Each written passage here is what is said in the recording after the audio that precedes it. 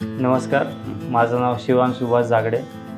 मी राहणार रुळेगाव, तालुका वेल्हे, जिल्हा पुणे यात मी राहतो आणि ते माझा जन्म झाला आहे.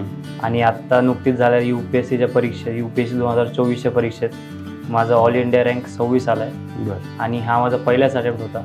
आणि माझं ग्रॅज्युएशन पण आता 2023मध्ये झालं आहे. आणि आत्ता माझं वय पण 22 आहे. इंग्लिश मिडियम शाळेत असतो तुम्ही सांगितलं, आणि आपण असतो मराठी, तर तो येतो का न्यूनगंड की काय सगळी मुलं इंग्लिश बोलतात, आपले तर आई वडील खेडेगावातून आले, तर येतं का ते न्यूनगंड?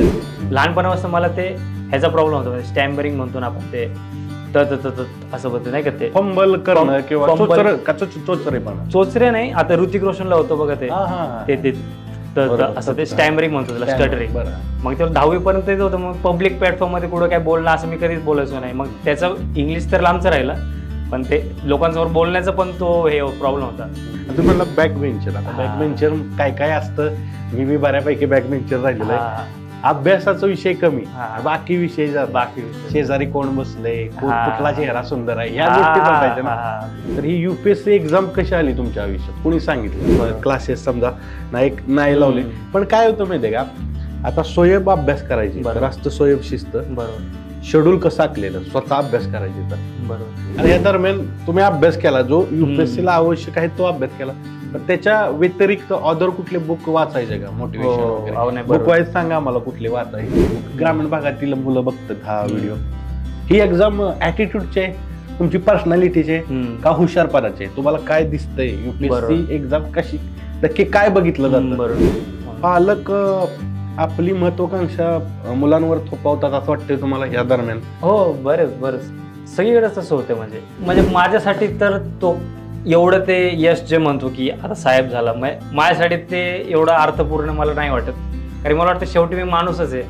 हे सगळे जे IAS म्हणा किंवा जे काय आपल्या बँकेकडून किती पैसे किंवा कपडे, ते सगळ्या बाहेरच्या गोष्टी आहेत. माझ्यासाठी मी जो आहे, मी असं ते म्हणतो की सचिन तेंडुलकरचे पुस्तक आहे नाही का, ते त्यांची ऑटोबायोग्राफी आहे. तर त्यात त्यांचे वडील म्हणतात की लोकांकडून हे ऐकणं की बाबा तू जगातला सगळ्यात भारी बॅट्समन होता, त्याच्यापेक्षा मला हे आवडेल की तू एक चांगला माणूस होता.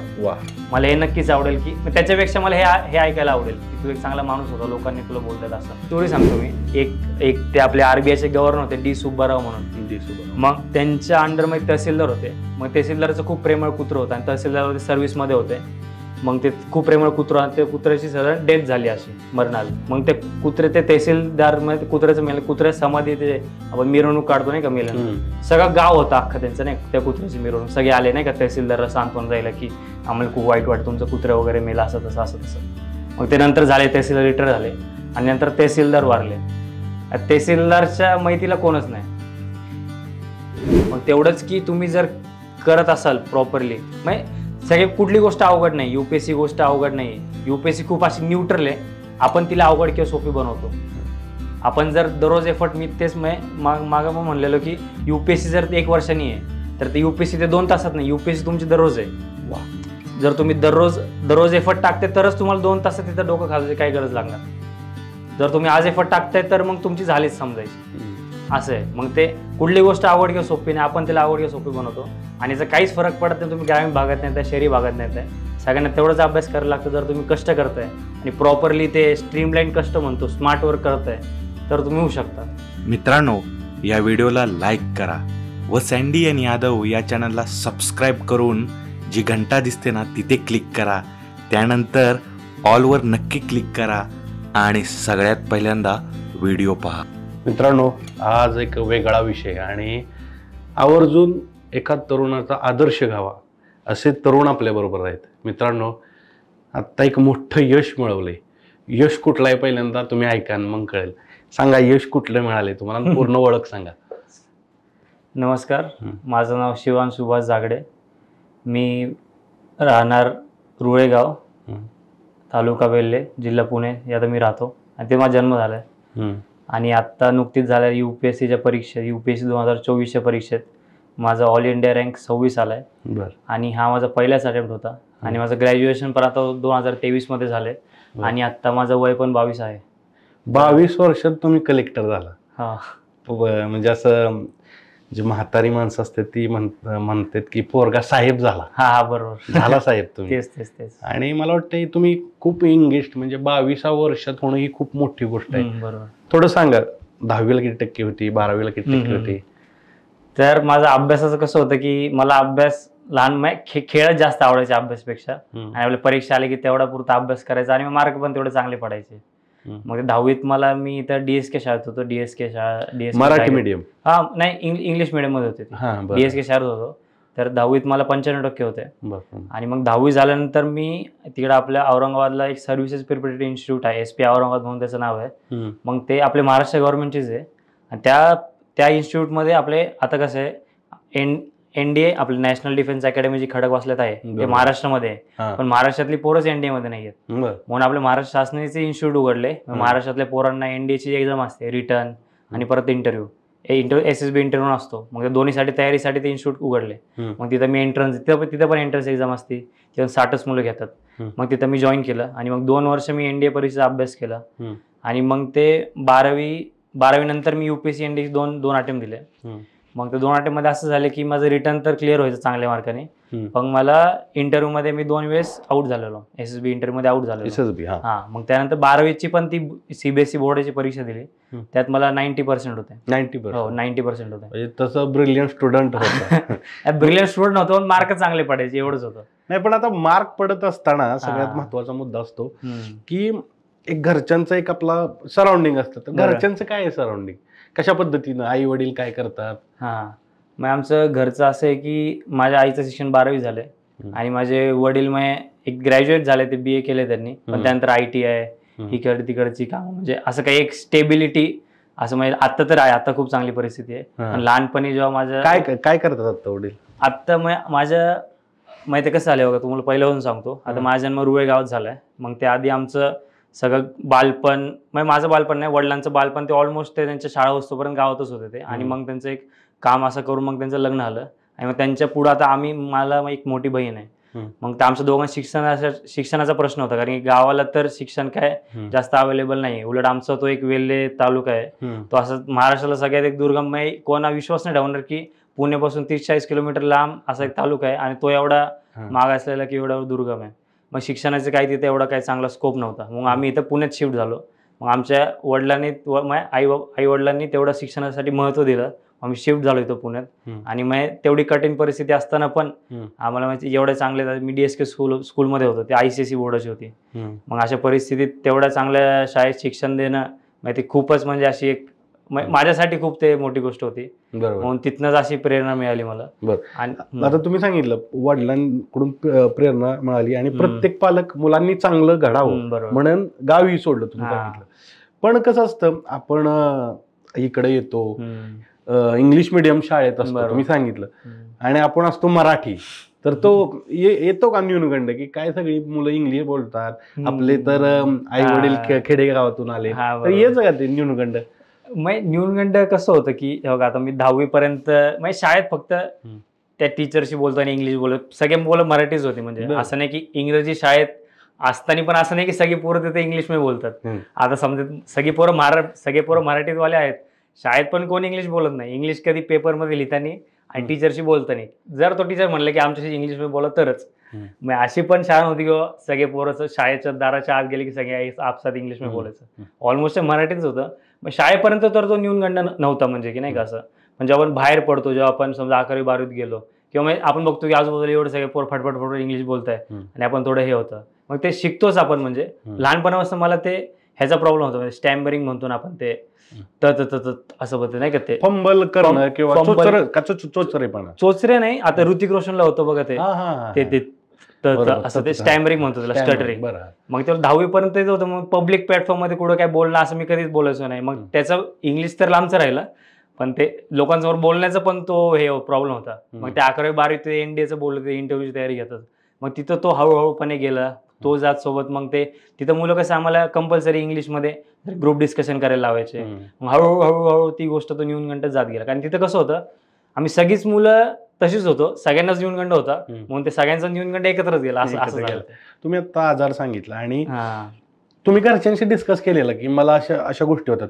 तुम्ही शाळेत ब्रिलियंट आहात, आणि असला प्रॉब्लेम येतोय तर काय पालकांचं कसं होतं, नाही काहीतरी ह्याच्यातच दोष असला पाहिजे, पण तो एक आजार आहे हे तुम्ही सांगितलं का घरच्यांना? कारण ते आजार कसं होतं, मी ते स्वतः जास्त नव्हतं सांगितलं, कारण की ते तेव्हाच होते जेव्हा लोकांसमोर जास्त बोलायचो, क्लासमध्ये समजा काही बोलायला लावलं तरच व्हायचं. 10वी पर्यंत मी असं काही जास्त पुढे गेलोच नाही, असं म्हणजे त्याच्यामुळे मला आणि म्हणजे असं इंटरेस्ट पण नव्हता किंवा त्यावेळेस जे काय झालं असं म्हणून मी पुढं असं कधी नॉर्मली जनरली जाऊन ते असं असतं ना, पुढारी लोक शाळेतली पोर असतात की आम्ही स्पीच देणार हे देणार, म्हणजे त्यातलं मी नव्हतो असं, म्हणजे खोडकर असा मागच्या बेंचवर बसून आपलं बॅक बेंचर. हा म्हणजे तसं होता प्रकार. अभ्यास करायचो पण असं ते पुढाकारी असं इनिशिएटिव्ह घेणाऱ्या मुलापैकी मी नव्हतो, म्हणून ते कधी असं घरच्यांना पण कळलं नाही किंवा मलाही ते तेवढं जाणवलं नाही किंवा तेवढं वाटलं नाही की आपण ह्या बाबतीत काहीतरी करायला पाहिजे. बोलण्यात अडथळा येत होता, तुम्ही सांगितलं त्या पद्धतीनं बोलता येत नव्हतं, तर ते कसं तुम्ही घालवलं? कारण बऱ्याचशा मुलांना हा प्रॉब्लेम असतो. बरोबर. तुम्ही कसं ते घालवलं? मग ते कसं होतं, मला जेव्हा 11वीत गेलो मी तिथे SPI ला, मग तिथं प्रॉब्लेम असं व्हायचं की तिथं कंपल्सरी मग एक लेक्चर म्हणून असं सकाळची आमची प्रेयर असे मॉर्निंग ती असेंब्ली असायची, मग त्यात कुणाला तरी एक 10-15-5 मिनिटं बोलायला लागायचं. मग त्यात प्रत्येकाची टर्न यायची, एक आठवड्यात 2-3 आठवड्यात प्रत्येकाची टर्न यायची. मग ते पहिल्यांदा माझीच गेली, मग पहिल्यांदा सगळे बघून मी त्यावेळेस झालोच, म्हणजे मला काहीच बोलता नाही आलं. 1-1.5 मिनिट मी असं नुसतं तासासमोर एकामेकाचे डोळे बघत होतो, मग तोंडाकडे बघत होतो, काहीच नाही असं. मग तो सायकोलॉजिकल प्रॉब्लेम थोडा असं ते बोलायला सुरुवातच होत नाही, शब्दच फुटत नाही असं होतं ते. आणि मी बहुतांशी मुलांना असतो तो व्हिज्युअल दिसतं, आपल्याला बोलायचं असतं पण ते शब्द फुटत मग ते जीवाचं. मग ते मागे कॉमेडी स्टोरी आहे, माहिती काय आलेलं, लहानपणी तुम्ही एक कायद्याचं बोला पिक्चर म्हणून आहे, ते पुष्कर श्रोते ते वकील असतात आणि ते मुद्दामून ते असं ते तोतले बोलतात किंवा असं हे बोलतात. मग ते तो आई वडील म्हणले, लहानपणी मी तो पिक्चर 2-3 वेळा बघितला आणि ते हसायचे सगळे त्याकडे बघून. मला पण वाटायचं की मी ते केलं सगळे हसतील. मग ते जर सुरुवात झालं मग ते आपोआप ते कॉमेडीचं एकदम माझ्या ते लाईफ मध्येच येऊन गेलं, मग ते असं ते तिकडनं ते असं झालं. मग ते 11वी-12वीत कसं झालं, मग ते स्वतः ते प्रॅक्टिस करून किंवा समजा आता आमच्या क्लासमध्ये व्हायचे तर आम्ही क्लासमध्ये कोण नसताना शाळेत आल्यानंतर क्लासमध्ये जायचं, रिकामा क्लास समोर आपलं 5 मिनिटं बोलायचं. मग ते हळूहळू मित्रांच्या ह्यांनी पण मित्र खूप सपोर्ट केला नाही का, की आम्ही बसतो तुझ्या समोर, तू किती काय अडखळ आम्ही ऐकतोय, तसं मित्रांच्या ह्यांनी किंवा मग नंतर पण स्वतः प्रॅक्टिस करून ते झालं, तसं निघालं.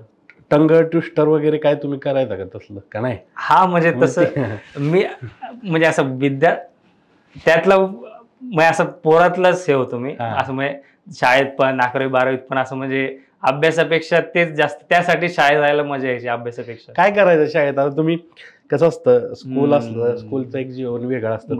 तुम्ही म्हणला बॅक बेंचर. आता बॅक बेंचर काय असतं, मी बऱ्यापैकी बॅक बेंचर राहिलेलं आहे. अभ्यासाचा विषय कमी, बाकी विषय शेजारी कोण बसले, कुठला चेहरा सुंदर आहे, ह्या गोष्टी बघायच्या ना. तस मग तर असं आता कसं आहे माहिती, सांगायचं म्हणलं तर खूप आहे. मला समजा ते मुलातली भांडणं, आता 10वीत जर आपण माहिती आहे की शॉर्ट ब्रेक मध्ये मग ह्याच्याशी बोलणं, मग ती भांडणं होतं आपापसात. आता समजा एक मुलगा होता आमच्या शाळेत, मग ते आमची भांडण होती. मग त्याला आमचं कसं होतं, ग्राउंड आमचं लाल मातीचं ग्राउंड होतं, मग पावसाचं भिजून जायचं. पाऊस आला की मग ते आम्ही काय करायचो, मग ते त्याला मग तो आम्हाला त्रास द्यायचा, मग खूप एकटाच सगळ्यांची खोड काढायचं वगैरे. मग आम्ही ठरवलं घ्यायचं काहीतरी करायचं. आता आमचा एकदम वाईट शुभ्र अख्खा वाईट युनिफॉर्म होता. मग ते आम्ही शाळेत सुटली आणि मग ते लाल मातीचं पाऊस पडल्यानंतर एकदम ओलं झालेलं. आम्ही त्याला मग त्याचे हातपाय धुवून डायरेक्ट त्याला ते मग त्या लाल मातीचं टाकलं, मग सगळे कपडे ते लाल झाले. मग असं मग ते पण आमची खोड काढणं, मग ते आपोआप चालूच राहतो. खोडकरपणा आपण तो असतो आणि विद्यार्थ्यांच्या तो असलाच पाहिजे. आता ज्यावेळेस सगळं हे करत होतो, शालेय जीवन एकदम चांगल्या पद्धतीनं 12वीत चांगली मार्क पडले, त्याच्यानंतर येतं करिअरकडे येणं आणि एक डिसाईड करायला लागतं की मला ह्या गोष्टी करायची. तर ही UPSC एक्झाम कशी आली तुमच्या आयुष्यात, कोणी सांगितलं? ते कसं होतं, आता NDAची परीक्षा आहे ना, ती UPSCच कंडक्ट करते. म्हणजे UPSC बोर्ड आहे, ती सगळ्या परीक्षा कंडक्ट करते. ती UPSC परीक्षा NDAची परीक्षा UPSC कंडक्ट करते. मग ते 12वीत जसं मी सांगितलं, रिटर्नमध्ये मला खूप चांगले मार्क होते, पण इंटरव्ह्यूमध्ये फेल होत होतो. मग NDAची एक परीक्षा असं रिटर्न व्हायची माझी क्लिअर. रिटर्न मध्ये असं होतं की जो ऑल इंडिया रँक 1 होता ना, त्याला 600 मार्क होते आणि मला 602 मार्क असायचे, म्हणजे 900 पैकी. मग रिटर्न मध्ये खूप चांगलं होतो मी, पण इंटरव्ह्यू मध्ये व्हायचं. मग आता 12वीत माझी 2020 मध्ये माझी 12वी झाली. मग त्यानंतर 1-1.5 वर्ष कोविडचाच पिरियड होता. मग त्यावेळी आम्ही घरी गावालाच होतो. माझे वडील पण म्हणले की जर तुला रिटर्न मध्ये एवढी UPSC NDAच्या परीक्षा रिटर्न मध्ये चांगल्या पडतात तर तू सिव्हिल सर्व्हिसेस ट्राय कर. हेही वडिलांनी हो बरोबर. हा म्हणजे कारण की आपल्या सगळ्यांच्या डोक्यात असतं की कुणाला बारक्या पोराला ते विचारलं तर एक दोघांपैकी एक म्हणतो की मला IAS IPS कलेक्टर बनायचंय. मग त्या वडिलांचं पण असतं माहिती सामाजिक स्थिती कशी आहे, मग ते कलेक्टर थोडं ते हे असतं अप्रूव्ह असतं. बरं आता ठीक आहे सांगितलं की बनायचे बन, पण सुरुवात कशी केली? कारण कसं आहे सगळ्यात महत्वाचं असतं कुठल्या गोष्टी घ्यायच्या कुठल्या गोष्टी करायच्या नाहीत हे महत्वाचं, कारण सल्ले सगळे देणार असतात. तर कशा पद्धतीने तुम्ही सुरुवात कशी केली, कुठल्या गोष्टी पहिल्यांदा केल्या तुम्ही? बरोबर, मग तर जसं की तुम्ही बरोबर म्हणाले की आता UPSC जर तुम्ही मार्केटमध्ये गेला नाही का, मग ऑनलाईन पण सगळीकडे तर 100 गोष्टी 100 जण तुम्हाला 100 गोष्टी सांगणार. मग ते काय करण्याच्या आधी हे ठरवणं गरजेचं काय नाही करायचं आपल्याला. आता 1.5 वर्ष मी मग काय करायचं ठरवलं की आपल्याला सिव्हिल सर्व्हिस करायची. मग त्यानंतर मी BSc करायचं ठरवलं मॅथ्स. आता UPSC मध्ये ऑप्शनल विषय म्हणून असतो, तो माझा होता मॅथ्स. मग ते BSc मॅथ्स मध्येच करायचं ठरवलं. मग त्यामुळेच कारण की ऑप्शनल विषय तो मॅथ्स घ्यायचा म्हणून BSc मी मॅथ्स फर्ग्युसन. म्हणजे 12वी नंतर तुम्ही ठरवलं UPSC आपल्याला प्रिपरेशन करायचे आणि त्या दृष्टीने आवडीचा विषय मॅथ्स. कारण की वैकल्पिक विषय UPSC पेपर मध्ये पण 2 पेपर असतात, मग त्यामध्ये मी मॅथ्स सिलेक्ट केला असं. त्यामुळे फर्ग्युसन कॉलेजमध्ये माझं BSc मॅथ्स मध्ये झालंय असं. मग ते त्यानंतर मग मी कोविडच्या टायमाला सुरू केलं. मग सुरुवात कशी केली, माझ्याबरोबर अजून एक मित्र होता, एक प्रणित वाबळे म्हणून आहे, पिंपरीला राहतो, मग तो पण प्रिपेअर करतोय. मग आम्ही दोघं एकत्र बघायचो की आपले जे युट्यूब वरती सगळे टॉपर टॉक असतात, म्हणजे 2000 मागचे 4-5 वर्ष सगळे टॉपर टॉक सगळे चाळून काढलेले आम्ही, किंवा ह्याने काय केलं ह्या विषयासाठी, त्याने त्या विषयासाठी काय केलं, असं काय नाही करायचं, कुठला पेपर वाचतो, मेनसाठी काय, ह्यांनी कुठलं पुस्तक वाचलं, इंटरव्ह्यूसाठी काय केलं, प्रिलिमसाठी वेगळं काय केलं, त्यांनी बरेचसे टॉपर टॉक असे चाळून काढले आम्ही. मग स्वतःच एक बनवलं की नाही का, त्यांचं सगळं बघून आपली स्ट्रॅटेजी ठरवली की आपल्याला ह्या विषयासाठी कुठलं पुस्तक वाचायचंय, किंवा कुठली व्हिडिओ बघायची, किंवा कसं ह्या विषयाला कसं अप्रोच केलं पाहिजे, किंवा रिव्हिजन किती वेळा करायची, किंवा कुठलंही पुस्तक किती वेळा वाचायचं, या सगळ्या गोष्टी सगळ्यांचं बघून मग आता माझ्या स्ट्रेंथ ऑफ विकनेस माहिती असून मग स्वतः ठरवायचं की माझ्यासाठी काय. मग तसं एक हळूहळू स्टँडर्ड बुक्स वाचणं सुरू केलं, मग तशी ती सुरुवात झाली अशी. बरं, आता तुम्ही सांगितलं की जे काय काय म्हणजे आपण कॉमन दुवे ते एकत्र केले. आता तुमचाही हा इंटरव्ह्यू बघून तुम्ही काय काय सांगताय ते सगळं बघणार. एक्झॅक्टली कुठली पुस्तकं वाचली, एक्झॅक्टली काय केलं ते सांगा आम्हाला. बरोबर, तर आता म्हणजे कसं असतं 3 टप्पे असतात परीक्षेचे, प्रिलिम्स, मेन्स आणि इंटरव्ह्यू. प्रिलिम्ससाठी जे बेसिक विषय असतात, समजा करंट अफेअर विषय घेतला तर त्यासाठी मी विजनची मंथली मॅगझिन येते, ती फ्रीली अवेलेबल असते इंटर वेबसाईटवर त्यांच्या, ती वाचवतो. करंट अफेअरसाठी विजनची मंथली मॅगझिन, प्रिलिमसाठी म्हणतो मी. पॉलिटीसाठी जर म्हणलं तर एक लक्ष्मीकांतचं पुस्तक आहे, तर सगळ्यांनाच माहिती आहे, कोण पण विचार सगळे पॉलिटी लक्ष्मीकांत, एवढं ते दोन्ही एकत्रच असतं आमचं. परत हिस्ट्रीसाठी स्पेक्ट्रम म्हणून एक पुस्तक आहे. अजून लुसेंट्स असतं एक प्रिलिम्स, ते एन्शंट वगैरेसाठी स्पेक्ट्रम, लुसेंट. अजून बघा NCERT सगळ्या गोष्टींसाठी बेसिक नॉलेजसाठी वाचायलाच लागतात असं आहे. अजून जिओग्राफीसाठी एक GC लिओंग म्हणून येते, परत आपल्या NCERT सगळं वाचायच्या. अजून कुठला विषय, इकॉनॉमीसाठी एक NCERT आणि एक विवेक सिंगची पुस्तक वाचलेलं मी, इकॉनॉमी विवेक सिंग. अजून जिओग्राफी सांगितलंय. मग हेच जे कॉमन जे 4-5 विषय असतात ते सगळे. आणि परत न्यू पेपर तर कंटिन्यू होता. एक कुठला वाचायचा पेपर, इंडियन एक्सप्रेस म्हणून पेपर होता, तो मी डेली म्हणजे 1-1.5 वर्ष दररोज तो पेपर वाचला असेल. तो खूप सुंदर पेपर आहे. काय वाचायचं पेपर मधलं ते सांगा, का मागचं पेज काय वाचायचं पेपर मध्ये? पुढचं पेज डोळ्या खालून घालायचं फक्त. पेपरचा मेन जो पेपर UPSC वाल्यांसाठी जो मेन भाग असतो पेपरचा, म्हणजे ते मधले पानं नाही का, ते एडिटोरियलचे पानं असतात, ते संपादकीय ते पानं असतात. आणि एक्सप्रेस मध्ये एक गोष्ट भारी आहे की ते एक पान असतं एक्सप्लेन म्हणून. एक्सप्लेन जी एडिटोरियल पण चांगले असतात, UPSC ओरिएंटेड असतात. कुठला विषय समजा ऍग्रिकल्चर मध्ये एक MSPचा विषय आहे, तर त्यावरती आर्टिकल असतं, त्याचे फायदे तोटे काय, पुढे कसं जायला पाहिजे. इकॉनॉमी जर समजा आपले एक्सचेंज रेट खाली घसरला, कशामुळे झाला, ते काय करायला पाहिजे. आणि एक्सप्लेन म्हणून पाहण्यात, ते समजा कुठलं घडलं, आता रशिया युक्रेन वॉर घडलं, तर ते कशामुळे, एक एक्सप्लेन म्हणून पाहण्यात की आधी काय होतं, आता काय आणि पुढे काय होऊ शकतं. त्याप्रमाणे एक्सप्रेस खूप चांगला पेपर आहे यामध्ये, प्रिलिम्स ओरिएंट किंवा UPSC जनरलसाठी प्रिलिम्स असं. बरं, त्याच्यानंतर मेन्सचा कसा विषय असतो?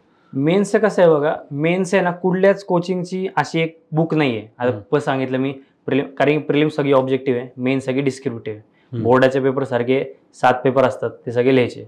मग 7 पेपर असतात, 7 पैकी 2 जे म्हणलं मी तुम्हाला ऑप्शनल आपण निवडायचा असतो तो विषय, तो माझे मॅथ्स होते. आता राहिले 4 पेपर. 4 कुठले? राहिले 5 पेपर. एक एसेचा पेपर असतो, तो निबंधाचा पेपर असतो एसेचा, 2 एसे असतात त्यात. आणि जनरल लाईफ, फिलॉसॉफी, कधी कधी थोडा व्हॅल्यू बेस्ड असे एसे असतात.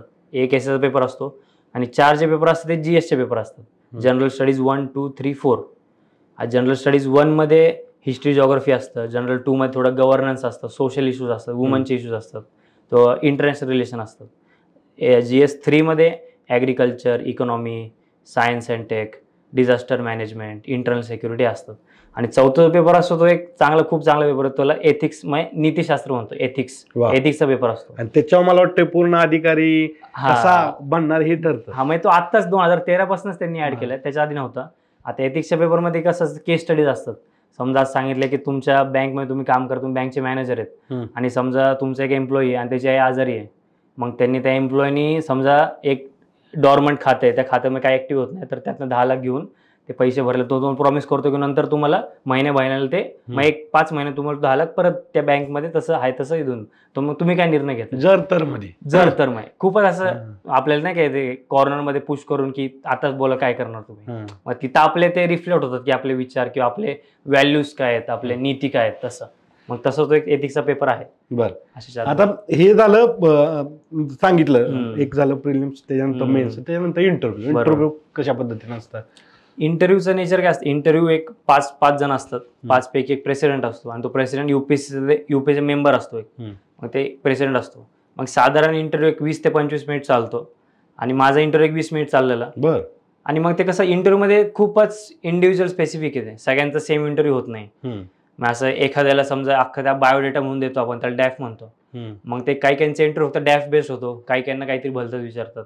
माझ्या बाबतीत असं एकदम जनरली डिस्कस, आता मी फुटबॉल भरलेलं, फुटबॉल खेळतो मी, स्टेट लेवलवरती फुटबॉल खेळलोय. परत मी एक एनजीओ साठी काम करतो, रॉबिनहुड आर्मी म्हणून एनजीओ, मग त्यासाठी काम करतो. त्याच्यावर थोडे प्रश्न होते, थोडे जिओ पॉलिटिकल वरती क्वेश्चन होते, अमेरिका, ट्रम्प वगैरे. साधारणतः 20 मिनिटं एकदम आता कसं बोलतो आपण जनरल डिस्कशन, तर जनरल डिस्कशन तसा इंटरव्ह्यू झाला होता. कुठल्या प्रश्नाचं उत्तर दिल्यानंतर एक आत्ता समाधान वाटते की मी उत्तर भारी दिलं त्या प्रश्नाचं? म्हणजे ते रॉबिनहुड आर्मीचाच प्रश्न होता. रॉबिनहुड आर्मी जनरली काम काय की आम्ही रॉबिनहुड एक तुम्ही ऐकलं असेल, मग आधी एक मायथॉलॉजिकल कॅरेक्टर होतं, गरिबांकडून आपल्या श्रीमंतांकडून लुटून गरिबांना द्यायचं. मग आमचं ते कन्सेप्ट काय की समजा आता आपण कुठे जेवणाची कन्सेप्ट बेसिकली, आणि आम्ही ॲज अ मीडियम ऍक्ट करतो. समजा कुठं आता लग्नात गेलं तुम्ही तर किती जेवण वाया जातं, लग्नात, बर्थडे पार्टीमध्ये, कुठलाही कार्यक्रम असतो जेवण वाया जातच. आमचं काम काय आहे की आम्हाला जिथं कुठं जेवण वाया जातं तिथं आम्ही ते आम्हाला संपर्क करते, आमचे असं जेवण आहे, मग आम्ही तिकडनं कलेक्ट करतो आणि जिथे गरजू आहे त्यांना वाटतो. मग आमचे ठरलेले लोकेशन असतात. आता तिथं किती लोकांची टीम आहे तुमची? आता ते कसं आहे, ते अख्खे म्हणजे जगभरात ते रॉबिनहुड आर्मी आहे, म्हणजे 3 लाख आतापर्यंत आम्ही स्ट्रेंथ आहे, आणि आतापर्यंत जगाच्या एक 300 शहरांमध्ये आहे. मग एवढं तुम्हाला वाटेल की पुणे, मुंबई, दिल्लीमध्ये तर आहेच, पण कराची, लाहोर, मग असं म्हणजे कराची नंबर 2 किंवा नंबर 1 वरती असं शहर आहे. मग एवढं ऍक्टिव्ह इंडियामध्ये सुरू झालं, ते दिल्लीमध्ये सुरू झाले ते, पण आता कराचीमध्ये सगळ्यात ऍक्टिव्ह आहे ते रॉबिनहुड आर्मी म्हणून.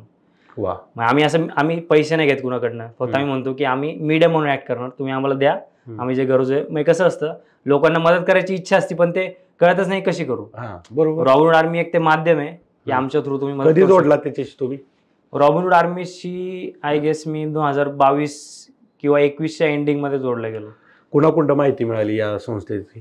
ते कसं होतं, एक मी KBC मध्ये आलेलं, ते कोण बाय करोडपती मध्ये, ते बघा ते शनिवारी एक जे असं सोशल वर्क करतात त्यांना बोलवतात. मग त्याच्या मी एकदा खूप आधी 10वी का एक 12वीत वगैरे बघितलं असेल त्यांचं KBC मध्ये. मग नंतर मला आता कोविडच्या मध्येच, कोविड नंतर काय जास्त कॉलेज लावलं, मग वेळ होता माझ्याकडे तेवढा, मग ते बघायला लागले काय आपण करू शकतो आपल्या मोकळ्या वेळेत. मग ते मी जॉईन झालो. मग ते हळूहळू मग मी आपले सिंहगड रोड जो आहे त्याचं मी एक पॉईंट ऑफ कॉन्टॅक्ट म्हणून होतो. जर कुठल्या सिंहगड रोडवरती जर कुठलं जेवण राहिलं तर माझ्या थ्रू मला फोन यायचा, मग मी आमच्या ग्रुपवरती टाकायचो.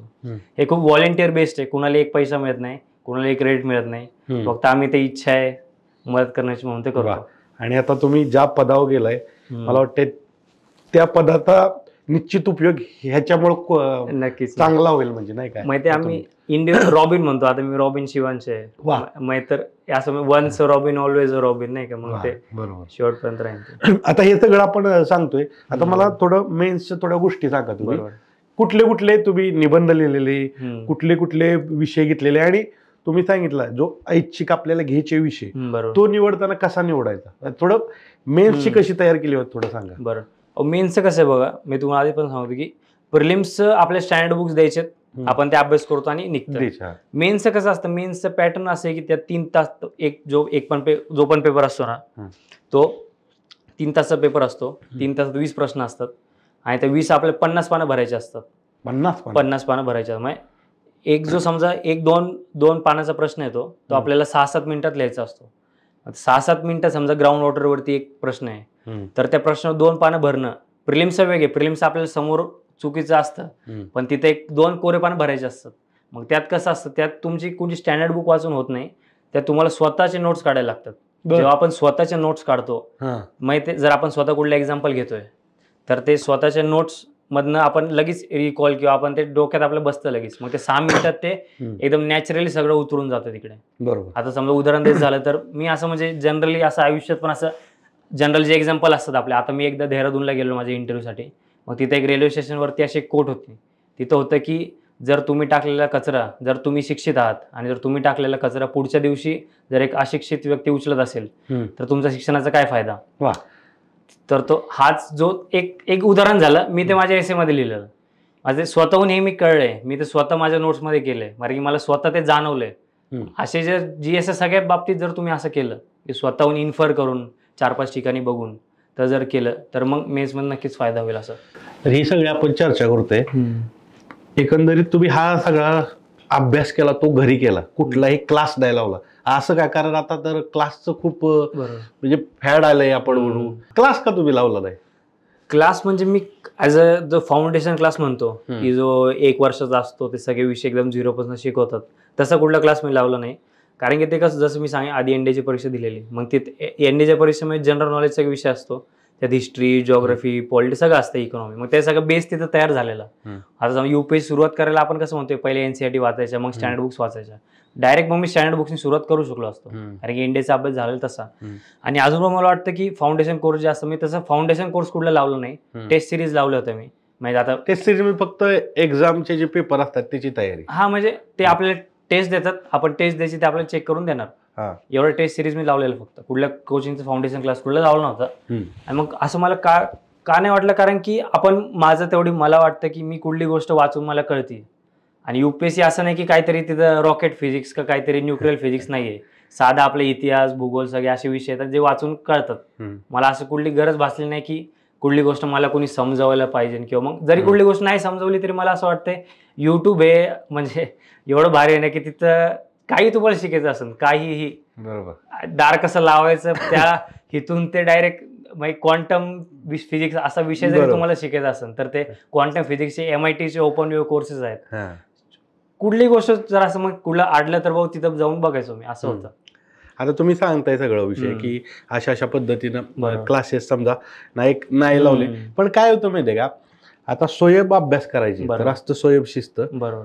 शेड्यूल कसं आखलेलं स्वतः अभ्यास करायचे तर. बरोबर. आता माझं ग्रॅज्युएशन झालं मे 2023 मध्ये आणि जून 2023 मध्ये आमच्या घराची इथे अभ्यासिका आहे ती मी जॉईन केलेली. मग त्यानंतर माझा मी परीक्षा होती जून 2024 मध्ये. मग माझ्या समोर 1-1.5 वर्ष होता पेपर असं बनत. डोक्यात एवढंच होतं की आता आपल्याला एवढा टाइम आहे 1-1.5 वर्ष, आणि मला असं होतं की हे आपले जास्त वेळ घालवायचा नाही याच्यात, कारण की लाईफ स्टाईल किती खराब आहे. दिवसाला 14-15 एका जागेवर बसायचं. किती? 14-15 माझा 14 तास अभ्यास करायचा एका जागेवर. 14-15 सकाळी मी आता तुम्हाला शेड्यूल सांगतो. शेड्यूल सांगा. म्हणजे कसं सकाळी 6:30 वाजता उठायचो, 7:30 ते 7:30-8 पेपर वाचायचा. पेपर 8 ते 9:30 मी जिमला जायचो. 9:30 मग एक रिडिंग रूमला मी 10-10:30 वाजता जायचो आणि मग डब्बा पण घेऊन जायचो मी दुपारचा. मग 4 वाजता डब्बा खायचा आणि 6 वाजता परत घरी यायचं. घरी येऊन कॉफी घ्यायची आणि रात्रीचा डब्बा न्यायचा. मग परत 6:30ला रिडिंग रूमला टच व्हायचं. 9 वाजता डब्बा खायचा रिडिंग रूममध्ये. डब्बा खाणं 10-15 मिनिटं तेवढं आपलं, आणि डब्बा खायचा 9 वाजता आणि परत मग 1-1:30ला परत घरी. दिवसा साधारण ते 14-15-16 तास, जसं त्या दिवशी मूड आहे किंवा जसं तसा अभ्यास झाला. हे किती दिवस तुम्ही केलं हे शेड्यूल फॉलो? हे तर असं मग वर्षभर. जून 2023 ते आमची मेन्स होती सप्टेंबरमध्ये, तर 1.5 वर्ष. तर जून ते सप्टेंबर असं 1 वर्षाच्या ह्याच्यात अख्खं तर झालं माझं. आता कंटाळा येणार नाही एवढा अभ्यास करणं, रोज तेच. कधी कधी तोच पडा आला तर आपण म्हणतो नको. तर तोच पडा आल्यानंतर त्यातून रिलॅक्स साठी काय करायचं तुम्ही? रिलॅक्स साठी बरंच. आता मी जिम तर सांगितलं, रोज तर काय थोडं फ्रेश तरी वाटायचं. म्हणजे सकाळी जिमला जरी तुम्ही थोडा व्यायाम पण केला सकाळी, दिवसभर थोडं फ्रेश वाटतं. आणि ते पण आणि कधी गाणी ऐकायचो अधूनमधून, कधी आठवड्याला कधी फुटबॉल खेळायला जायचो मित्रांसोबत. मित्र मग घरचे कधी कुठल्या घरी राहायचो, कुठला ना कुठला तरी कार्यक्रम असतोच, कुणाचा बर्थडे असतो, लग्न असतो की काही असो ते, मग तिकडे जायचं, खेळायचं पोरांची किंवा बारक्या पोरांची किंवा बोलायचं सगळ्यांची. मग तेवढा एक तात्पुरता जेवढा पाहिजे नसतो तेव्हा ब्रेक भेटायचा. असं पूर्ण म्हणजे कट ऑफ केलं नव्हतं जे सामाजिक जीवन आहे. नक्कीच पूर्ण अख्खा नव्हतं कट ऑफ केलं, पण लिमिट केलेलं असं म्हणता येईल. बरं, मित्रांना वगैरे भेटणं व्हायचं का? हा, तसं आमचे मित्र पण माझ्या इथं पुण्यात कोण नव्हतं, कारण ग्रॅज्युएशन झाल्यानंतर सगळे आपल्या गावाला गेलेले. फक्त एकदमच क्वचितच कधीतरी कोण असं पुण्यात आलं भाऊ तरच असं भेटणं व्हायचं, असं रेग्युलरली नव्हतं भेटणं होत असं. आणि मैत्रिणी वगैरे या दरम्यान नाही कोणच नाही, ते वेळच नव्हतं ना, असं वेळच नव्हता. आता ही सगळी तयारी केली, मोठं यश भेटलं. यश भेटलं त्यावेळेस तुम्ही काय करत होता, म्हणजे कधी कळलं हे आपण एवढा आपला नंबर आलाय, सिलेक्शन झालंय, आपण झालो साहेब, IAS अधिकारी झालो, काय करत होता त्यावेळेस तुम्ही? ते कसं त्या दिवशी रिझल्ट येणार ते मला माहिती होतं की 22 तारखेला असं रिझल्ट येणार आहे आपला. मग दिवसभर सकाळपासून 2 वाजता रिझल्ट आला. 10 वाजता चेक करत होतो की नाही का आज येणार. आणि ते कसं आता आपण झाल्याचं रिझल्ट ते एवढं सगळं लागण्याच्या नंतर बोलतोय, पण ते 10 वाजता सकाळी त्या दिवशी 10 वाजता माझी स्थिती काय होती मला माझं माहिती नाही का, की सगळ्यांना जे रिझल्टच्या आधी बघतात ते त्यांचं माहिती असतं. मग रिझल्टची वाट जेव्हा कळलं, ती PDF दिसली किंवा रिझल्ट आलाय, मग ते थोडं एकदम हार्टबीट एकदम अचानक नाही का अशी एकदम वाढायला सुरुवात होते. मग ते काय म्हणलं, मी फोन खाली ठेवला आणि मग मी थोडं वॉशरूमला जाऊन म्हणलं एकदम शांतपणे बघू आपण रिझल्ट. मग आलो परत, मग तो सोबत मित्रांचे 2 मिस कॉल आलेले, पण म्हणलं यांचं काहीतरी रिझल्ट बघितलं असं यांनी. मी म्हणलं पहिलं रिझल्ट बघू, स्वतःहून धक्का खायचा का मित्रांनी सांगितलेलं हे करायचं. मग मी म्हणलो, फोन केला मी त्यांना, मग ते ओरडले नाही का की असे ऑल इंडिया रँक 26 आलाय, अरे खतरनाक आम्ही येतो आलोच म्हणले ते. मग त्यानंतर मी थांब तुम्ही काय पण बोलता, कारण की मी बघतो स्वतःहून, त्याशिवाय मला विश्वास होता. कारण की काय होतं, ते मित्र कुठले बॅक बेंचरच का तुमच्या बरोबर? आमच्या दोन्ही बॅक बेंचर पण UPSC प्रिपरेशन करणारे पण. मग कारण की मला काय नव्हतं विश्वास, कारण की सकाळी त्यांनी 10-10:30 वाजता अजून एकदा फोन केला मला. त्यावेळेस पण आज सांगितलेलं की अरे तुझं 78 रँक आलाय, बघ रिझल्ट नाही का. मग मला असं घाबरवण्यासाठी नाही का, मग ते दुसऱ्यांदा म्हणलं काही विश्वास नाही, मी माझं बघतो. मी बघितलं ऑल इंडिया रँक 26 PDF मध्ये बघितलं, मग घरच्यांना वगैरे सांगितलं. मग तेच घरच्यांच्या डोळ्यातनं अश्रू वगैरे आले, आनंद वाटला, कारण की ते पण बघत होते माझे परिश्रम की केवढा अभ्यास केलाय. मग ते माझे वडील तर असे म्हणायचे की तू 500 रुपये घे पण आमच्यावर 1 तास बोल नाही का. असं काय वडील काय म्हणतात, 500 रुपये घे पण बोल. तुम्ही माहिती, आम्ही एकाच घरात राहायचो, पण आता कसं माझा टाइम फिक्स्ड असायचा, 9:45 वाजता घरात निघायचं, मग निघणार. एक पण असं नाही असं बसून बोलणं, की कधी एकदमच रेअरली असं व्हायचं. म्हणजे वडील तेच म्हणाले की आमचं 500 रुपये घेऊन बोल, कारण की ते कसं आमचा दिवस सकाळी फक्त 8 ते 9 आमचं इंटरॅक्शन व्हायचं. त्यानंतर ते पण दुकानावर होतं, आमचं दुकान आहे, आईचं शिवणकामाचं दुकान आहे. 10 वाजता ते गेले दुकान, दिवसभर ते यायचे 11ला, आणि मी दिवसभराचं मी रात्री यायचो 1ला डायरेक्ट. आमचं इंटरॅक्शन जेवढं व्हायचं नाश्त्याच्या वेळेस ते तेवढं 9 ते 10 मध्ये व्हायचं. ते पण मी काय आवरत असेल किंवा जाताना येताना तेवढंच. मग ते वडील पण तेच 500 रुपये आमच्या 1 तास असं मजेनेच म्हणले की 500 रुपये बाबा घे पण आमच्याशी बोल. पण आता एवढं मोठं यश मिळालंय त्याला मूल्यच नाही, अनमोल. एवढं मोठं यश भेटलं. आता कसं असतं, यश भेटलं की प्रत्येकाला तुमच्यागत व्हायचे, सगळी भेटा येतात, सगळं जीवन बदलतं, आपोआप ओळख बी जे नको जे ज्यांना ओळख समजा द्यायची नसेल किंवा ओळखी करायला बघतात, यश सगळं बदलवतंय.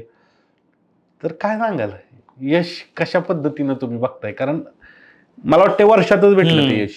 कशा पद्धतीने बघताय यशाकडं? ते म्हणजे माझ्यासाठी तर तो एवढं ते यश जे म्हणतो की आता साहेब झाला, माझ्यासाठी ते एवढं अर्थपूर्ण मला नाही वाटत. कारण मला वाटतं शेवटी मी माणूसच आहे. हे सगळे जे IAS म्हणा किंवा जे काय आपल्या बँकेकडून किती पैसे किंवा कपडे, ते सगळे बाहेरच्या गोष्टी आहेत.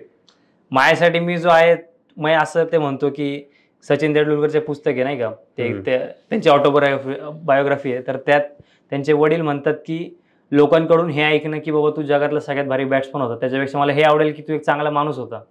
मला हे नक्कीच आवडेल की त्याच्यापेक्षा मला हे ऐकायला आवडेल की तू एक चांगला माणूस होता, लोकांनी तुला बोललेलं. असं माझ्या पण तेच आहे की काय येऊ दे आयुष्यात, जर काय बाहेर जरी नाही झालं तसं झालं तर मी माझा खुश आहे. कारण की मी असं मला वाटतं की मी दुसऱ्या लोकांना चांगल्यापणे वागवतो किंवा मी एक चांगला माणूस आहे, त्यातच मला खुशी आहे. आणि हे बाहेरचं होत राहणार, हे तात्पुरतं आहे आणि हे खूपच एक्सटर्नल आहे माझ्यासाठी, एकदम सुपरफिशियल आहे. ह्याचा काही शेवटपर्यंत अर्थ नाहीये. शेवटी आपण माणूस आहे आणि मला माणसासारखंच ट्रीटमेंट द्यायला मला आवडतं. दुसऱ्यांना पण माझं तेच इंटरॅक्शन, दुसरा माणूस म्हणून ट्रीट करतो, दुसऱ्याकडनं तेच एक्सपेक्ट करतो, मला पण माणूस म्हणूनच घ्या. म्हणजे कोण पण समोर विराट कोहली जरी येऊन बसलं तर कोणी असू दे, मी माणूस म्हणूनच त्यांच्याशी इंटरॅक्ट करते. मला पण तीच अपेक्षा आहे, कोणी किती पण मोठं होऊ दे किंवा किती पण खालच्या दराला माणूस असू दे, पण ते एक माणूस म्हणूनच आपलं एकमेकांशी तो संवाद किंवा ते रिस्पेक्ट असली पाहिजे असं. मित्रांनो, मी मुलाखत घेताना विसरलो होतो, मी IAS व्यक्तीची मुलाखत घेतोय. आणि मित्रांनो, एवढ्या तुम्ही वय बघताय 22-23 वय, पण ह्या वयात ही मॅच्युरिटी असणं हेच यशाचं गुपित आहे. एवढं मोठं पद भेटलं, ह्या पदाचा नक्की काय तुम्हाला वापर काय करायचे नक्की? तुम्ही पहिल्यांदा गेलाय काय जिल्ह्यात पोस्टिंग झालं, काय करणार तुम्ही? मला एकच वाटतं, जेवढं पण आता आपल्याला माहितीच आहे, आपण काय म्हणजे हे नाही की आपल्याला माहिती आपल्या आजूबाजूला किती प्रॉब्लेम आहे, भरपूर आहे. म्हणजे आपण प्रॉब्लेम मीच अख्ख्या पुण्यात शहरात नाही, गावाखेड्यात तर खूप छोटे छोटे प्रॉब्लेम असतात, छोटे मोठे प्रॉब्लेम लोकांना असतात. मला एकच वाटतं की आपण नॉर्मलाइज खूप केले गोष्टींना, किंवा समजा कचरा दिसतोय तर असंच असतंय, किंवा आपलं प्रदूषण आहे एवढं तर ते असंच असतंय, किंवा करप्शन म्हटलं, भ्रष्टाचार म्हटलं तर करप्शन असणार नाही तर काय असणार. म्हणजे एक नॉर्मलायझेशन ते आहे. मला ते एक करणार, मी ते नॉर्मलायझेशन ते दूर कुठल्याही ह्याच्यात असो, कुठल्याही शिक्षणात असो. आता आपण म्हणतो की सरकारी शाळा अशाच असतात, किंवा कुठल्या गव्हर्नमेंट हॉस्पिटलमध्ये काम केलं तर तिथं अशीच ट्रीटमेंट मिळते, असं नॉर्मलायझेशन म्हणतो की सगळी असंच असतंय, ते मला बदलायचे. नॉर्मलाइज नाही करायचं की हे असं नसतं, ह्याच्यापेक्षा आपण खूप चांगलं करू शकलो असतो आणि ह्याच्यापेक्षा आपण खूप करू शकतो, हे लोकांना दाखवून द्यायचं की हे नॉर्मल जे आहे ते खूप चांगलं असू शकतं, हे असं असण्याची गरज नाहीये. एवढंच मला सगळ्या बाबतीत असं एक कुठले तरी विशेष हे नाही, बदल करायचं सिस्टीमपेक्षा एक जे आपल्या धारणा आहेत त्या सगळ्या धारणाच बदलायचं. बरोबर. आता ही पूर्ण एक्झाम म्हणजे ग्रामीण भागातील मुलं बघतात हा व्हिडिओ, ही एक्झाम ऍटिट्यूडचे, तुमची पर्सनॅलिटीचे का हुशारपणाचे, तुम्हाला काय दिसतंय? UPSC एक्झाम कशी नक्की काय बघितलं जातं? बरोबर. मला असं वाटतं UPSC एकदम परफेक्ट जी परीक्षा असतो ना, त्या परीक्षेचं नेचर म्हणजे ऑब्व्हियसली थोड्या बारकी चुका आहेत. म्हणजे आपण बघितलं प्रिलिम्स, मेन्स, इंटरव्ह्यू एक परफेक्टली एक आपण म्हणतो, तुम्ही जसं तिन्ही जे म्हणले, हुशारी असते, जे ॲटिट्यूड असतो, म्हणजे सगळं तिथं टेस्ट होतं. कारण की 1.5 वर्षाची परीक्षा असते आणि एवढा सगळा अभ्यास करायला, म्हणजे असं जगातली ऑलमोस्ट वन ऑफ द असं सगळ्यात अवघड परीक्षा आहे ती. एवढा सगळा अभ्यास करायला लागतो. मग त्या अभ्यासाची कन्सिस्टन्सी, आता 1.5 वर्ष डिसिप्लिन म्हणतो आपण ते, नाही का, की आज जायचं अभ्यास करायचा, तेवढा तास करायचं, म्हणजे करायचं जे टार्गेट दिलेलं असतं आपण स्वतःला ते मीट करायचं. परत हे सगळं करताना सोशल प्रेशर पण असतो. आता घरच्यांचा प्रेशर बाबा, किंवा नातेवाईकांचा प्रेशर, का काय झालं, तू अभ्यास करतो का नाही, काय झालं पुढं सांग की, नाही का, असं. मग फेल झालं मग ते परत वेगळं, मग ते इमोशनल ताणतो, परत मेंटल हेल्थचे विषय, आणि परत तो कॉन्फिडन्स स्वतःमध्ये असणं. कारण की आता एवढं 7-8 लोक पेपर देतात आणि सिलेक्ट किती 1000 लोक शेवटची लिस्टमध्ये असतात, आणि IAS फायनान्स तर अजून मग तुम्हाला वर असायला लागतं. एवढं सगळं कॉम्पिटिशन, मग त्यात मी कुठं हे होतो, किंवा स्वतःमध्ये कॉन्फिडन्स, तो सेल्फ बिलीफनी जातो की हा भाऊ मी अभ्यास केलाय, माझं होणार आहे. मग ते सगळं टेस्ट होतं. ते नॉलेज तर ऑब्व्हियसली आहेच, नॉलेज तर प्रायमरी आहे, पण त्यासोबत आपला ॲटिट्यूड जो असतो, लाईफचे कुठला, आता 1.5 वर्ष जेवढी लोकांची जर्नी असते, माझा पहिला अटेम्प्ट झालं, ठीक आहे, काय फेलियर आलं नाही, पण ते फेलियरशी कशी डील करतो, समजा ज्यांचं दुसऱ्या अटेम्प्टमध्ये होतं तर फेलियरशी कशी डील करायचं, हे आयुष्यच शिकवून जातं. म्हणजे असं ते ही परीक्षा थोडक्यात. वा. ह्या दरम्यान तुम्हाला कधी वाटलं का, आपण केली एवढी तयारी केली, सगळ्या गोष्टी केली, ह्या दरम्यान तुम्हाला असं जाणवलं का की आपण करतोय, जर आपण अपयशी झालो तर? कारण ती भीती असते ना. दररोज वाटायचं ते, दररोज हे पण वाटायचं की अपयश होणार, दररोज हे पण वाटायचं माझ्या AR1 येणार. मग ते एकदम ते वर खाली येते, असं नाही की, म्हणजे कधी जास्त वेळ वाटतं, कधी थोडा वेळ वाटतं. आता समजा माझा इंटरव्ह्यू होता 21 मार्चला, नाही का, 21 मार्चपासून मला माहिती होतं की मागच्याच महिन्यात 21 मार्चचा इंटरव्ह्यू होता माझा, 1 महिन्यात रिझल्ट येणार होतं, मला माहिती होतं. मग ते पुढचा अभ्यास करायचा, कधी डोक्यात तेच आपण ते मेन्सचे मार्क्स ऍड करून बघायचो. मग ते मेन्सचे मार्क्स ऍड करता मी कधी स्वतःला AR1 बनवून टाकायचो आणि कधी स्वतःला लिस्टच्या बाहेर काढायचो. मग ते भाग आहे हा सगळ्यांना. मग माझं एकच होतं की जे आपल्याला वाटतं सगळ्यांना वाटतंय, आपण काही युनिक किंवा स्पेशल नाहीये. समजा मला वाटतं की अपयशी होणार, मग ते सगळ्यांचंच तेच माइंडसेट असतं. कोणी या परीक्षेत कॉन्फिडन्सनी कोणीच बोलू नाही शकत. आताच मग 25वी परीक्षा आहे, जर कोण म्हणत असेल की माझं AR1 येणार, नाही का, कोणच नाही बोलू शकत. कोण पण नाही बोलू शकत माझं होईलच. मग खूपच अनसर्टनिटी आहे परीक्षेत.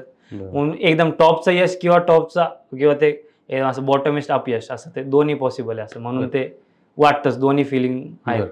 आणि ह्या दरम्यान तुम्ही अभ्यास केला, जो युपीएससीला आवश्यक आहे तो अभ्यास केला, पण त्याच्या व्यतिरिक्त अदर कुठले बुक वाचायचे का मोटिवेशन वगैरे? बुक वाईज सांगा मला कुठले वाचायची मुलं. बुक ते कसं आहे, मला वाटतं की जेवढं मी युपीएससीचं लिमिटेड जेवढं बुक आहेत तेवढेच मला जे बाकीचे पुस्तक मी वाचायचो ना तेवढी मला मदत झाली. कुठले कारण की मला कसं समजा इंग्लिश मी एक 60-70% इंग्लिश में पुस्तक वाचतो, बाकीचे मराठीमध्ये 30-40% मराठीमध्ये पुस्तक वाचायचो. मग दोन्हीमध्ये असं कादंबऱ्या वाचल्यात, मराठीमध्ये कादंबऱ्या वाचल्या. कुठली आवडली सांगा, 2-3 रिकमेंडेशन द्या की ही वाचा चांगली असते. आता कादंबऱ्यामध्ये म्हणलं छावा, पानिपत, स्वामी, अजून सुधा मूर्तींची पुस्तकं, अजून एक दलित लिटरेचर खूप वाचले मी. उपरा, बलूत, दया पवार, आनंद यादव, झोंबी पुस्तक, अजून लक्ष्मण माने, उपरा त्या सगळ्या पुस्तकं. अजून इंग्लिशमध्ये म्हणलं फिलॉसॉफी खूप आवडतं मला, फिलॉसॉफी, इतिहासाची पुस्तकं. आता जवाहरलाल नेहरूचं डिस्कवरी ऑफ इंडिया म्हणून पुस्तक आहे. परत गांधीजींची खूप पुस्तकं वाचली, गांधी सर्वोदया, परत ते माय एक्सपेरिमेंट्स विथ ट्रूथ, बरेच तसे. हिस्ट्री, परत सेल्फ हेल्प बुक जे म्हणतो, फिलॉसॉफीचे बुक ते स्टोइसिझम असते. अजून सोफीज वंडर म्हणून पुस्तक आहे. अजून रवींद्रनाथ टागोरचे शॉर्ट स्टोरीज खूप वाचल्यात. परत अजून इतिहास तर सांगितलंच, इथे सुधा मूर्तीचे इकडं पण. परत हरारीचे पुस्तकं ते सेपियन्स, होमो ड्युएस, परत एक नवीन ते नेक्सस आले. बरेच ह्या पुस्तकांनी कसं होतं, हे तर नॉलेज तर मिळतच, पण थोडं असं आयुष्यात प्रॅक्टिकल कसं असायचं आणि विचार, थोडं डिसिजन मेकिंग जे असतं ना ते आपण बरोबर डिसिजन घेत जातो. असं या दरम्यान 12 फेल पिक्चर पाहिला? हा, बघितलं. 12 फेल कसं रिलेट करतात त्या फिल्मची? नाही, ते माणूस तो ग्रेटच आहे, म्हणजे ते सर जे आहेत, मग ते कष्ट आणि त्या बॅकग्राऊंड मधनं येणं आणि एवढं मोठं, आणि ते युपीएससी तेच.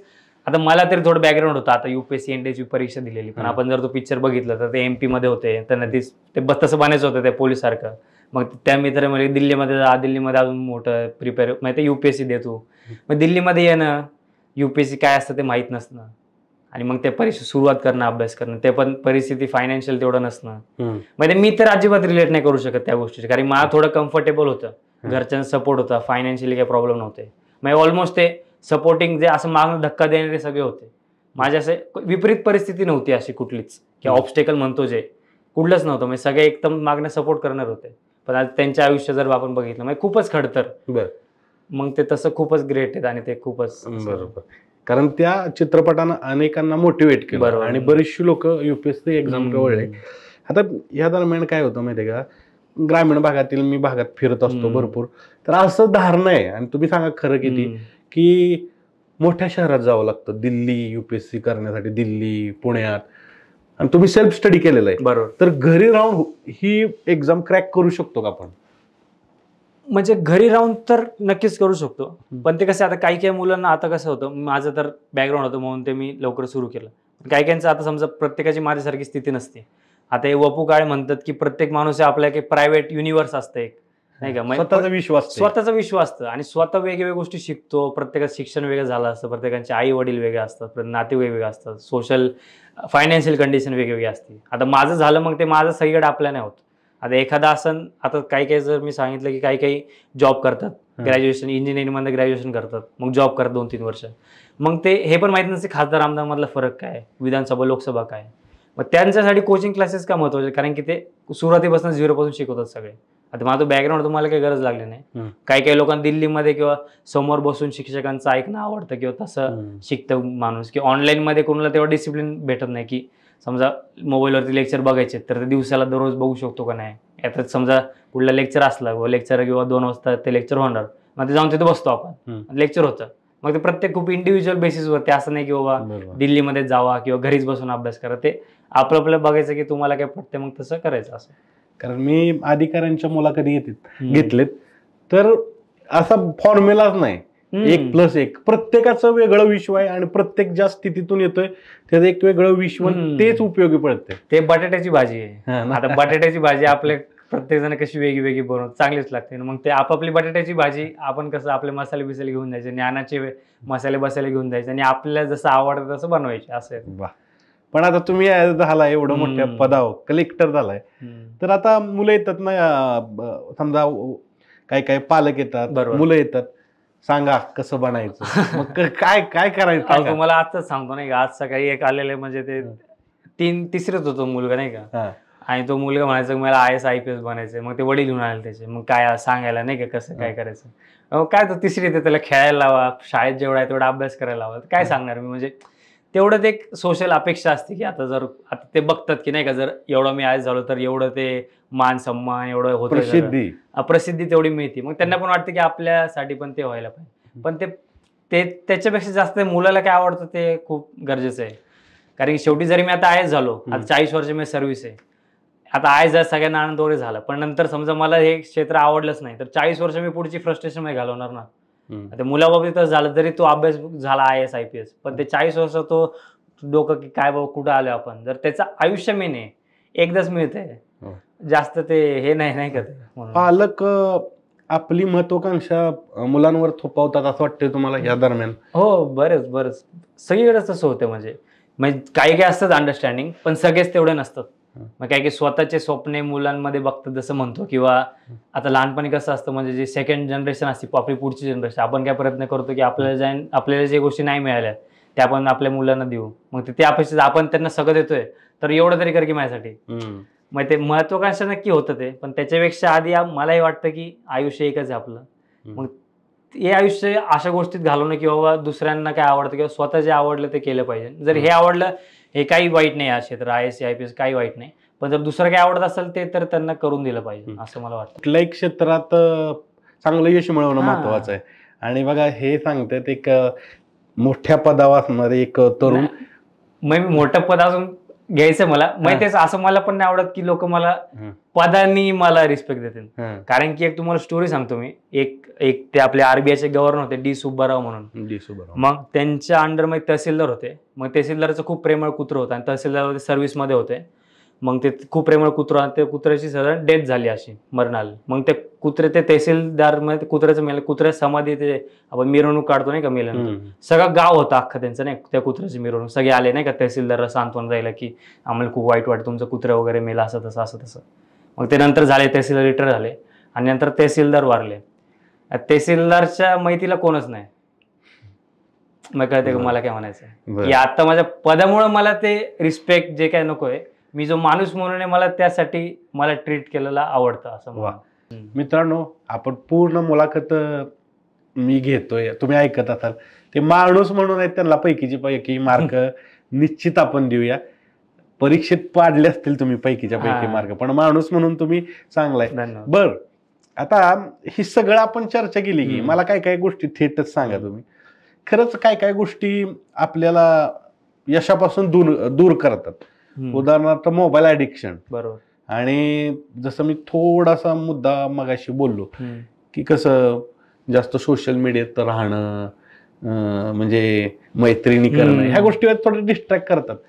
कशा पद्धतीने सांगाल? मी त्या आधी ठरवलेलं, मी एक विश्वास नागरे पाटलांचा ते IPS इंटरव्ह्यू बघितला. ते म्हणले की प्रत्येक यशस्वी व्यक्तीमागे एक स्त्री असते आणि प्रत्येक अयशस्वी व्यक्तीमागे पण एक स्त्री असते. मग ते थोडं डोक्यात होतं आधीच, आणि आपल्याला असं होतं की एकच द्यायचंय. आता ते म्हणजे आई वडील लहानपणी घेतलेले कष्ट, मग ते कुठं आपल्या परीने कुठं जे आपल्याला मिळतंय, जे प्रिव्हिलेज म्हणतो, ते कुठं वायाला नाही गेलं पाहिजे.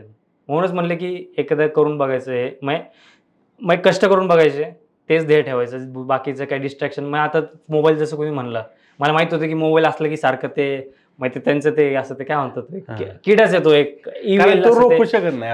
मग ते असं जर तू बघितलं साईडला फोन वगैरे असं इच्छा होती की अरे काय नवीन असलं बघू नाही का. मग ते फोन आपला स्विच ऑफ करून घरी ठेवायचो आणि मी रेडी होऊन जायचो. फोन घराच्या माझ्या ड्रॉवरमध्ये असायचं दिवसभर. मग ते फोन माझ्या घरी असायचं, मी अभ्यासिकेत जायचो दिवसभर, फोन घरी असायचा. पण सोशल मीडिया मी नव्हतं काही, इंस्टाग्राम वगैरे डिलीट केलं. म्हणजे डिलीट केलं मग नव्हतंच, अकाउंट होतं पण ते ओपन नाही केलं एवढे 4-5 वर्ष कधीच. म्हणजे नांगरे पाटील साहेबांचं जे वाक्य आहे त्या वाक्याशी कसं काय सांगाल त्या मुद्द्यावर? मग आता तेच की, मग आता कॉलेज, मी फर्ग्युसन कॉलेजमध्ये होतो, मग तेव्हा पण होता चान्स, पण तेच डोक्यात होतं की आपल्याला हे करायचंय. मग ते न आवडताना पण असं ते हे करता येत, काय गोष्टी आवर्जून टाळत गेला. हो, आवर्जून. मग ते लिमिट आपलं स्वतःला रिस्ट्रिक्ट केलं पाहिजे. ते सेल्फ रिस्ट्रेन म्हणतो ना, की आपल्याला ते नाही करायचं असं रिस्ट्रिक्ट, मग मी ते ओलांडणार नाही असं, मग तसं. बर, निकाल लागल्यानंतर त्या रात्री तर निश्चित झोप लागली नसेल? नाही. सगळ्यात चांगली ह्या दरम्यानची प्रतिक्रिया तुम्हाला कुठली आवडली की मला स्पर्श करून गेली? मग ते कसं झालं की कालच आमच्या वेल्हे तालुक्यात म्हणजे आमचे सगळे सरकारी अधिकारी त्यांनी एक म्हणजे आमचा सत्कार केलेला, म्हणजे नागरी सत्कार ज्याला म्हणतो. मग ते सगळे तिकडचे तहसीलदार, प्रांत अधिकारी वगैरे सगळे तिकडे होते. मग ते तिथं काय आमचे सगळे घरचे वगैरे होते आणि त्यावेळेस असं मला खूप लोक तिथे 100-150 लोक आलेली. आणि त्यानंतर ते झाल्यानंतर मग ते तहसीलदारच्या ऑफिसमध्ये त्यांनी मला त्यांच्या खुर्चीवर बसवलं. मग आधी कसं मी पण बरेच आधी 4-5 वेळा तहसील ऑफिसमध्ये गेलो. आता तहसीलमध्ये ते होते तिथं बसायचे, मी खाली होतो. आणि मग त्यांना बघून वाटायचं की नाही का म्हणजे किती पॉवर आहे, किती ऑथॉरिटी, सगळे लोक त्यांना असं बोलतायत, आवर्जून भेटायला येत आहेत किंवा मग काय कामं जे असेल ते, मग ते ऑथॉरिटी दिसून येते ते. तेव्हा खुर्चीवर बसलो, मग कळलं की म्हणजे नाही का ह्या बाजूने बसून आणि म्हणजे आपण मागच्या वेळेला असं त्यांच्या समोर ते सर्टिफिकेटसाठी हे करायला गेलो, सर प्लीज करून द्या. आणि आज ते मला त्यांच्या खुर्चीवर बसवत आहेत आणि ते माझ्या साईडला बसतात. मग की आपण त्यांच्यापेक्षा असं म्हणजे सिनियर आहे म्हणून ते मला त्यांच्या खुर्चीत बसते, साईडच्या खुर्चीत बसतात. मग ते एक असं खूप भारावून गेलं. आणि अजून पण एक गोष्ट भारून गेली की म्हणजे काल ते जेव्हा भाषण देत होतो, मग तेव्हा आजी वगैरे बसलेल्या समोर, मग ते आमची लहानपणी स्थिती तेवढी काही चांगली नव्हती. मग ते बोलत त्यांच्या डोळ्यात अश्रू येऊन मला पण थोडं भारावलं की नाही का असं आपण काय केलं. तेव्हा कळलं की रिझल्टच्या वेळेस मी नव्हतं रडलो, काहीच मला वाटतं सगळ्यांचं होतं, आपलं करून घ्या, असं काही विशेष नाहीये. पण त्यावेळेस जेव्हा त्यांच्या डोळ्यात मी बोलतोय किंवा मला एवढं यश आलंय ते बघून त्यांच्या डोळ्यात जेव्हा पाणी आलं तेव्हा मला वाटलं की नाही का आपण मग असं ते काहीतरी केलं किंवा त्यावेळेस थोडं भरून आलं. बरं, आता तुम्हाला IAS पोस्ट भेटली, आता कसं पुढचं शेड्यूल कसं असणार आहे? आता ते कसं असतं, सुरुवातीला एक फाउंडेशन 3 महिन्याचा फाउंडेशन कोर्स असतो, तो सगळ्यांना असतो. म्हणजे आता लिस्टमध्ये जेवढे लोक आहेत म्हणजे ज्या सर्व्हिस आहेत IAS, IPS, IRS, त्यांना एक फाउंडेशन कोर्स असतो मसुरीमध्ये, लाबासना म्हणून, ते Lal Bahadur Shastri national academy of administration म्हणून लाबासना. मग 3 महिन्याचा एक फाउंडेशन कोर्स असतो आणि त्यानंतर मग जे IPS असतात ते हैदराबादमध्ये जातात. मग हैदराबादमध्ये सरदार वल्लभभाई पटेल इन्स्टिट्यूट आहे, IPS ते हैदराबादमध्ये जातात आणि IAS ते तिकडेच राहतात मसुरीमध्ये. त्यानंतर मग एक 1.5 वर्षाची ट्रेनिंग असते. त्या ट्रेनिंगमध्ये एक भारत दर्शन म्हणून असतं. म्हणजे 3 महिन्यात आम्हाला अख्ख्या इंडियाचे 2-3 महिन्यात इंडियाची अख्खी टूर देतात. म्हणजे प्रत्येक राज्यात काय काय मेन स्पॉट आहे किंवा तिकडचं कल्चर काय आहे, तिकडचे ट्रेडिशन्स काय आहेत, असे 3 महिन्यात अख्ख्या इंडिया फिरवतात. परत एक फील्ड पोस्टिंग म्हणून पण असतं, तहसीलदार किंवा BDO ॲज अ BDO म्हणून ते फील्ड पोस्टिंग देतात. मग त्यांना परत बोलवतात, ते परत 2-3-4 महिने ट्रेनिंग करून मग पोस्टिंग असते. आणि हे कधी होणार आता हे सगळं? मग ते एक ऑगस्टमध्ये जॉईनिंग, त्यानंतर मला पण एक्झॅक्ट माहिती नाही आता, पण ऑगस्टमधनं एक 1.5 वर्षात एक मग पोस्टिंग होऊन जाईल, असं 1.5-2 वर्षात. आता शेवटचा प्रश्न घेऊया काय आता ह्या सगळ्या परीक्षेत यश मिळवलं, ग्रामीण भागातील मुलांना काय सांगाल तुम्ही, कशा पद्धतीनं जावं? ते एखादं सांगणार की सांगा आम्हाला, एखादा मेसेज सांगा, संदेश सांगा, कशा पद्धतीनं जावं यश मिळवायचं असेल तर? बरोबर. तर कसं ग्रामीण भागात जर सुरुवात करायची म्हणली तर थोडं आपल्याला एक डिसएडव्हान्टेज पोझिशन पासून सुरुवात करायला लागते. पण याचा हे अर्थ नाही की तुम्ही ते काढू शकता किंवा नाही.